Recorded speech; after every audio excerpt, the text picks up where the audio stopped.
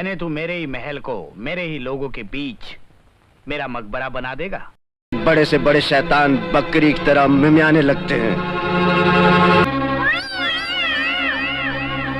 मंगल प्यार रहेगा,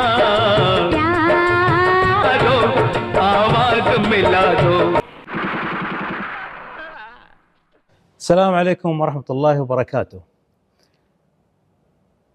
ये एक ज़माने की बात है जब वो ज़माने में हम ज़्यादातर जब सिनेमा घर जाते थे फ़िल्म देखने के लिए, हम पोस्टर देखते थे। पोस्टर में कौन रहता है, कौन है हीरो, हीरो के हाथ में गन है या हीरो किसी को डिशुम डिशुम कर रहा है, या फिर फ़िल्म में वो आग का जो सीन रहता है पोस्टर पे लगा हुआ है, कौन विलन्स है फ़िल्म में, कौन कॉमेडियन है फ़िल्म के अंदर। ये ज़माने की बात है, 80s का ज़माना है। 1987 जब एक फ़िल्म रिलीज़ हुई थी जिसका नाम है हुकूमत। फ़िल्म के एक्टर है लेजेंडरी सुपरस्टार धर्मेंद्र, जो कि मेरे बहुत ही फेवरेट एक्टर है और रहेंगे हमेशा के लिए। ये फ़िल्म के अंदर पहले तो एक बात बताना चाहता हूँ, वो ज़माने बहुत गर्मी हो रही थी और हम जब बच्चे थे वो टाइम में हमें गर्मी का कभी भी एहसास नहीं होता था। हम सिर्फ सिनेमा घर जाना चाहते थे। हमारे पास एंटरटेनमेंट का वो सामान नहीं था जो कि आजकल ज़माने में बहुत है, सोशल मीडिया, मोबाइल्स, इंटरनेट वगैरह वगैरह वगैरह। लेकिन वो ज़माने में सिर्फ हमारे पास सिनेमा घर था या फिर VHS वीडियो देखते थे 87 के टाइम में। तो 80s में हमारे पास वीडियो था, VHS फिल्में देखते थे। लेकिन मैं ज़्यादातर फिल्में का लुत्फ़ उठाता था सिनेमा घर में। जब फिल्म रिलीज़ होती थी सिनेमा घर में, उसके बाद 1-2 हफ्ते के बाद VHS में भी देख लेता था। तो ज़्यादातर वो धर्मेंद्र की फिल्में रहती थी। 87 का जो टाइम था वो तो धर्मेंद्र का टाइम था। हम जानते हैं 87 में धर्म जी के 10 मूवीज़ आए थे, उसमें से 7 मूवीज़ सब के सब सक्सेसफुल या फिर कामयाब फिल्में थी ज़्यादातर। जैसे कि हुकूमत ब्लॉकबस्टर मूवी थी, आग आग सुपरहिट मूवी थी, लोहा, दादागिरी, इंसाफ की पुकार, इंसाफ कौन करेगा, इंसानियत के दुश्मनों ने बोला, और ऐसे कई फिल्में रिलीज़ हुई थी वो टाइम में। वतन के रखवाले, सब के सब कामयाब मूवी थी धर्म जी के। तो ये रिकॉर्ड किसी ने भी अभी तक ना ही तोड़ पाया है और ना ही मेरे ख्याल से कोई तोड़ पाएगा, बहुत ही मुश्किल है। एनीवेज़, जब फ़िल्म रिलीज़ हुई वही टाइम में मैं सिनेमा घर जा रहा था। मैं ज़्यादातर जो सिनेमा घर, पहले तो मैं एक सिनेमा घर का नाम बोलूँगा अबू धाबी में, इसका नाम है नेशनल सिनेमा। ये सिनेमा अभी तक है लेकिन वो ज़माने में अलग था। एक ही, जैसे कि मल्टीप्लेक्स बोलते हैं हम, ये मल्टीप्लेक्स नहीं था, ये एक ऐसा आइकॉनिक सिनेमा था जहाँ पर सिर्फ 2 माले रहते थे, ऊपर बैठना और नीचे बैठना। नीचे बैठने में 10 दिरहम हम देते थे और ऊपर बैठने के लिए 15 दिरहम देते थे। तो मैं ऊपर जाता था बैठने के लिए ताकि AC का लुत्फ़ उठाऊं और आराम से, ऐसा बड़ा स्क्रीन है 70 mm, वहाँ से देख सकूँ। हालांकि मैं ज़्यादातर एक ऐसा सिनेमा घर था हमारे पास अबू धाबी में, वहाँ पर जाता था जिसका नाम है अल दोरादो। लेकिन वो सिनेमा घर तो हमेशा के लिए तो ख़त्म हो गया। एक ज़माने की बात थी, बहुत अच्छी फ़िल्में वहाँ पर देखता था मैं। एनीवेज़, ये फ़िल्म वहाँ पर रिलीज़ नहीं थी, वहाँ पर कुछ और फ़िल्म थी, पता नहीं, मुझे याद नहीं कौन सी फ़िल्म थी। लेकिन हुकूमत सिर्फ नेशनल सिनेमा में रिलीज़ हुई थी, तो मैं नेशनल सिनेमा में गया देखने के लिए। जाते जाते सिनेमा घर तक थोड़ी देर ही हो गई और मैं बहुत देर से पहुँचा। बहुत देर इतना नहीं, लेकिन फ़िल्म का जो बिगिनिंग था, जब गोगा कपूर बच्चों को किडनैप करते हैं, वो सीन पे आया था। लेकिन जब मैं कुर्सी पे बैठा तो मशीन गन की आवाज़ आई और एक दमदार आवाज़ आई, वो है धर्म जी की। यहाँ से मेरे ख्याल से धर्म जी की यानी एंट्री हुई थी। मेरे वो टाइम में मैं बोलता था मेरे ख्याल से, लेकिन सही में वो पहली एंट्री थी धर्म जी की। जब मैंने फ़िल्म फिर से देखा था सिनेमा घर में, तो एंट्री होते हुए धर्म जी क्या बोलते हैं, मुद्दई लाख बुरा चाहे तो क्या होता है, वही होता है जो मंजूर खुदा होता है। यहाँ से जब एंट्री हुई थी तो नीचे के जितने भी लोग थे, हाउसफुल था नीचे, सब चिल्लाने लगे, सीटियाँ मार, ये वगैरह वगैरह। तो मुझे पक्का यकीन हो गया यहाँ पर धर्म जी की एंट्री पहली थी, तो यहाँ से शुरुआत थी फिल्म की। मुद्दई लाख बुरा चाहे तो क्या होता है, वही होता है जो मंजूर खुदा होता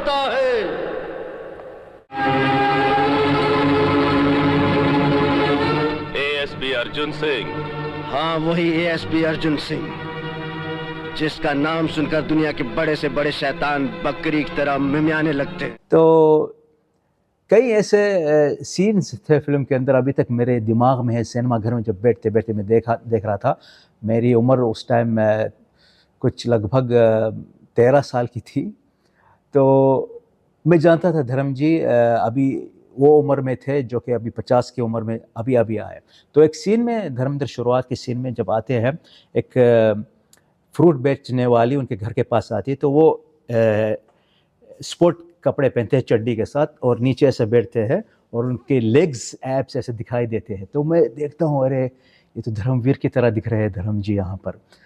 वही माशाल्लाह यही उम्र में 50 अपोव थे मेरे ख्याल से, तो वही उम्र में जवान भी लग रहे थे ये सीन में। वहाँ पर गपशप और कुछ कॉमेडी सीन चल रहा था। याद है मुझे जब फिल्म रिलीज़ हो गई और रिलीज़ होकर ख़त्म हो गई, तो ये फिल्म के अंदर धर्म जी ज़्यादा जवान दिख रहे थे। लोहा, इंसानियत के दुश्मन या फिर दादागिरी, ये वगैरह फिल्मों से भी ज़्यादा जवान दिख रहे थे। राज क्या था, वो राज मैंने पढ़ा बाद में मैगज़ीन में। अनिल शर्मा एक ऐसे डायरेक्टर है जो कि उनकी पहली फिल्म थी धर्म जी के साथ, ये फिल्म। वो हमेशा धर्म जी को जब कोई ना कोई फिल्म में लेते हैं, उनको ज़्यादातर हैंडसम दिखाते हैं और उन पे ज़्यादा ऐसा काम करते हैं उनके मेकअप के लिए, उनके चेहरे के लिए, उनके स्क्रीन प्रेजेंस के लिए, कैमरा वर्क के लिए, ताकि वो ज़्यादा अच्छे लगे। अपने एक ऐसी फिल्म थी जो 2007 में आई, धर्म जी की उम्र अपोव 70 थी, लेकिन वैसे नहीं दिख रहे थे, बहुत अच्छे लग रहे थे ऑन द स्क्रीन। तो अनिल शर्मा का यही राज है। एक सीन था धर्म जी जब देखते थे फिल्म के, कुछ मेरे ख्याल से लहरे में था वो, एक शॉट मेरे ख्याल से वो बोल रहे थे या फिर मैगज़ीन में बोल रहे थे कि जब मैंने हुकूमत देखी एक सीन में, जब आते हैं ललकारने के लिए सदाशिव अमरपुरकर को और उनके गैंग को, उनके पास आते हैं, जब बोलते हैं आवाज़ खल्क नखारा खुदा होती है, तो ये डायलॉग जब बोलते हैं तो धर्म जी बोल रहे, ये मैंने ये सीन कब शूट किया था, क्योंकि ये सीन में बहुत अलग दिख रहे थे धर्म जी, ज़्यादा जवान दिख रहे थे अलग फिल्मों से। तो यही राज अनिल शर्मा का राज था। मेरे ख्याल से फिल्म को लगभग 3 साल लगे शूटिंग में, इसलिए कुछ सीन में आप उनको अलग अलग हेयर स्टाइल में देखते हो। तो फिल्म की खासियत ये भी है कि इसमें धर्म जी तो रतिया अग्निहोत्री के शौहर रहते हैं, उनका बेटा जुगल हंसराज है, और जुगल हंसराज एक ऐसे एक्टर है जो धर्म जी के साथ बहुत फिल्मों में काम करे। लोहा भी थी, हुकूमत भी थी, मेरे ख्याल से मर्दों वाली बात पता नहीं, याद नहीं मुझे अभी। तो जुगल हंसराज तो कई फिल्मों में आए बाद में जवानी में, जैसे कि मोहब्बतें। अब तो वो रिटायरमेंट है, मेरे ख्याल से रिटायर है, अमेरिका में बस गए हैं।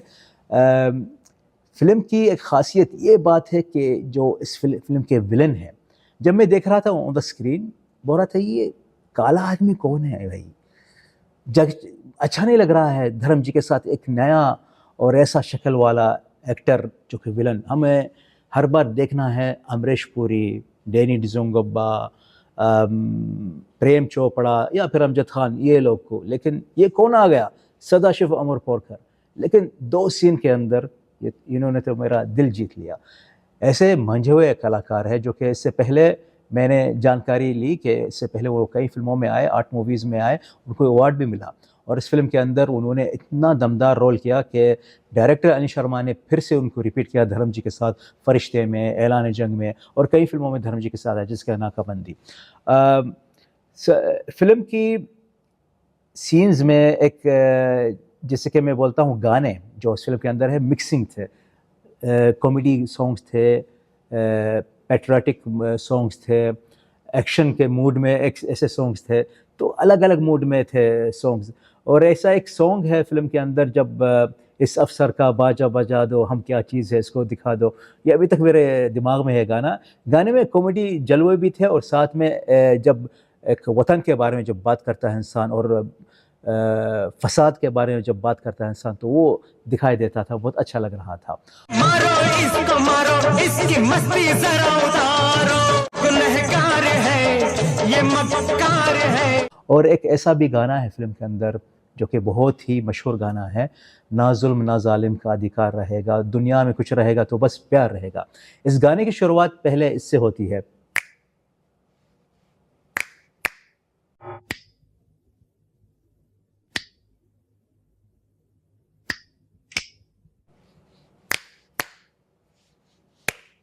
नहीं नहीं, ऐसा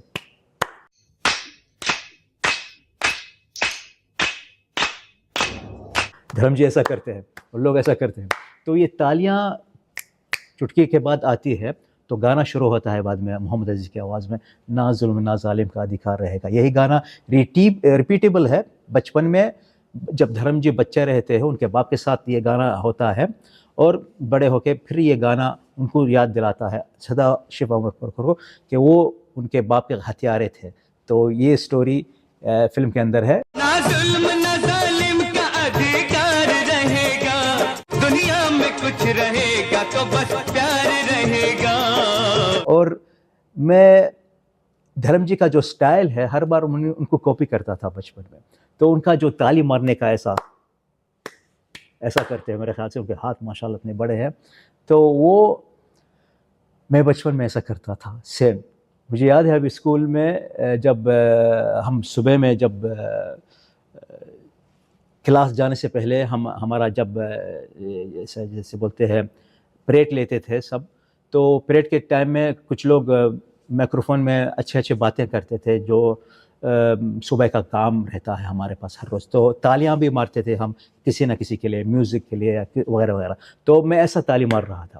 तो बच्चे जो मेरे दोस्त थे देखते थे, अरे ऐसा क्यों कर रहा है, ये क्यों कर रहा है, उनको पता नहीं मैं धर्म जी की नकल कर रहा हूँ। एनीवेज, फिल्म के साथ बहुत ऐसी यादें जुड़ी हैं मेरी जो कि मैं कभी भी नहीं भूल सकता। फिल्म एक ऐसी फिल्म थी जो कि जब ख़त्म हो जाती है रोना भी आता है, कि उसमें एक सीन रहता है जुगल हंसराज का और धर्म जी का, बहुत ही रुलाता है। और फिल्म में जो एक्शन दिखाए गए हैं वो ज़माने में ज़्यादातर एक्शन फिल्में ही चलती थी और एक्शन फिल्मी का ज़्यादा लोग यानी तवक्का करते थे और वही तलब करते थे। वो बोलते थे ज़्यादातर पब्लिक को एक्शन ही चाहिए। 87 एक ऐसा ज़माना था जो कि धर्म जी का ही ज़माना था वही सिनेमा में, बॉलीवुड में। लेकिन अवार्ड नहीं मिला, धर्म जी को अवार्ड नहीं मिला, क्योंकि ये साल और इससे पहले 86 ये 2 साल में फिल्म फेयर बंद किया गया। लेकिन फिर भी जब फिल्म फेयर को फिर से शुरू किया गया, कोई भी इसका जिक्र नहीं किया फिल्म फेयर में कि धर्म जी को अवार्ड मिलना चाहिए एक न एक फिल्मों से, चाहे वो आग ही आग हो, हुकूमत हो, लोहा हो, इंसानियत के दुश्मन हो। कई फिल्मों में बेस्ट लीडिंग एक्टर या बेस्ट सपोर्टिंग भी एक्टर भी नॉमिनेट कर सकते थे, लेकिन पता नहीं ये फिल्म फेयर का। मैंने धर्म जी से यही बात छेड़ी है और धर्म जी खुद बहुत बोले, मेरा अवार्ड तो सिर्फ पब्लिक है, आप है जो अबू धाबी से आए हो, मेरा अवार्ड फिल्म फेयर नहीं है। बिल्कुल सही बात है। एक और बात भी है, 87 में आपने 7 हिट्स दिए हैं, या उनमें से 2 सुपर हिट्स आगे आग, हुकूमत, और 3 हिट लोहा, इंसानियत की दुश्मन, इंसाफ की पुकार, और उनमें से सेमी हिट भी थी दादागिरी और मेरा करम मेरा धर्म। इनमें से यानी आजकल कोई 7 हिट नहीं देता, ये आपका रिकॉर्ड है। मेरे बारे इतना कुछ जानता है यार, तो मेरे साथ बैठना एकदम, हम लिखेंगे बैठकर क्या क्या किया है मैंने। मुझे तो लगता नहीं कि मैंने कुछ किया, मगर जैसे तुम गिनवा रहे हो तो मुझे भी लगता है कि यार हाँ मैंने किया है, ये हिट दी हैं, वो हिट दी हैं। मैं भूल जाता हूँ, याद करके क्या करूँगा मैं, आप लोग याद रखते हैं। जब आप बताते हो तो मुझे और खुशी होती है। मैं बस करता हूँ, चलता रहता हूँ। वही टाइम में मेरी उम्र कुछ 13 साल की थी 87 में, और मुझे इतना गुस्सा आया कि फिल्म फेयर अवार्ड वो साल में बंद कर दिया गया। क्यों ये ऐसी क्यों बात कर रहे भाई? ये धर्म जी का अवार्ड में, ये फिल्म फेयर में तो हकदार थे धर्म जी, तो उनसे पहले पूल और बहुत से ज़्यादा ये अवार्ड है हमद अबू धाबी से जो मिलने आया है, ये सबसे बड़ा अवार्ड है। ये मिल रहा है मुझे जहाँ भी जाता हूँ, जहाँ जहाँ हिंदुस्तानी फिल्में जा रही हैं वहाँ से मुझे इंस्टाग्राम पे लोग कांटेक्ट करते हैं, तो खुशी होती है। मुझे तो मालूम भी नहीं था इंस्टाग्राम क्या होता है, ट्वीट क्या होता है। ये तो इस फिल्म की रिलीज़ से पहले लोगों ने कहा धर्मेंद्र ये ट्वीट करो, ये प्रमोशन होती है, ये होता है, वो होता है, तो मैंने शुरू कर दिया। तो फिर ट्वीट और इंस्टाग्राम के ज़रिए लोग जुड़ने लगे, तो मुझे ऐसे लगा ये मेरी फैमिली हैं और उनको मैं उसी प्यार से जवाब देता हूँ। और जहाँ तक बन पड़ता है सबको जवाब देने की कोशिश करता हूँ। But I love them most, they are so sweet. ये थी कुछ बातें हुकूमत की, पता नहीं, और कुछ कई यादें हैं फ़िल्म के साथ मेरी जुड़ी हुई, लेकिन ये कुछ यादें हैं इस फिल्म के साथ। आपको कैसा लगा ये एपिसोड मुझे लिखकर बताइएगा, मैं आपको ज़रूर जवाब दूंगा। तब तक के लिए मिलेंगे अगली वीडियो में। अस्सलाम वालेकुम रहमतुल्लाह व बरकातहू।